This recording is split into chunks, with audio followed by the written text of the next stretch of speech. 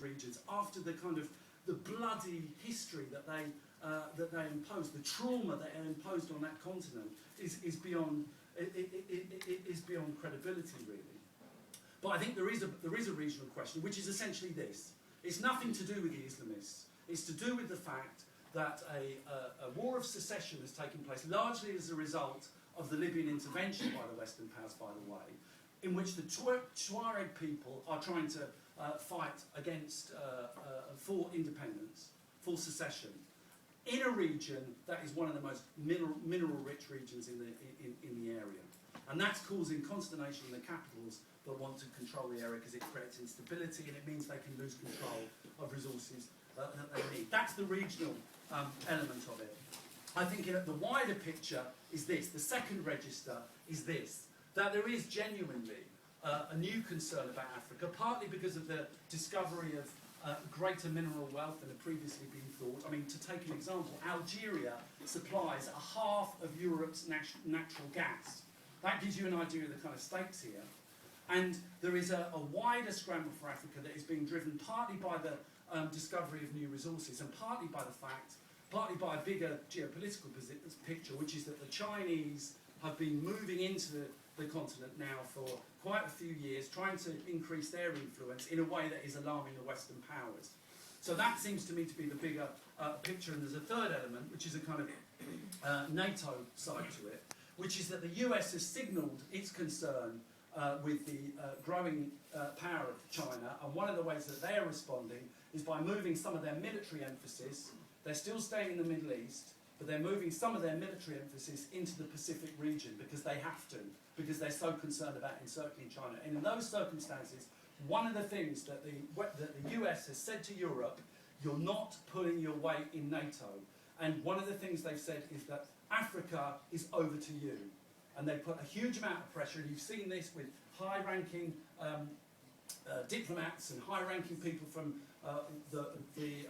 Washington coming over to Britain and saying, you've got to increase your military spending, you've got to put more resources into weaponisation, you've got to put more resources into your colonial duties. Lo and behold, what do you hear this very morning on the radio? Britain announces there will be no spending cuts in the Defence Department.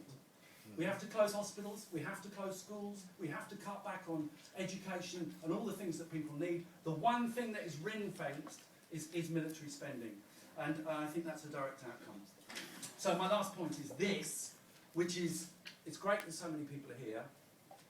One of the things we need to do as the 10th anniversary of the February the 15th 2 million demonstration comes round, we've got a big conference next Saturday, which you've got a leaflet for, which is going to be a very important launch pad for a new phase of struggle. One of the things we've got to do is to look back for a second and say, what's the movement achieved and where do we go from here? And it irritates me when I hear time after time people saying, oh, we marched back in 2003 and there was no change, we achieved nothing.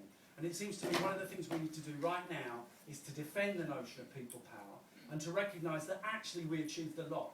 We didn't stop the war in Iraq, and that was a disaster. We did hound Blair out of office. We did actually marginalise, at least for the time being, the neocons in Washington and elsewhere. We created a situation where Barack Obama got elected. For all his problems, he's not a Republican. We made a difference to history there. And I believe firmly we have inhibited the colonial powers in some of the things that they've tried to do, particularly in attack on Iran.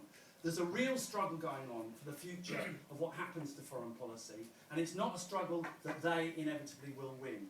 I think we need to throw everything we can now, from today and from the big conference we're having next Saturday, just up the road in Friends Meeting House, into making sure that people power reasserts itself, that what the New York Times called the second superpower moves centre stage and stops the madness of a new scramble for Africa. Thank you.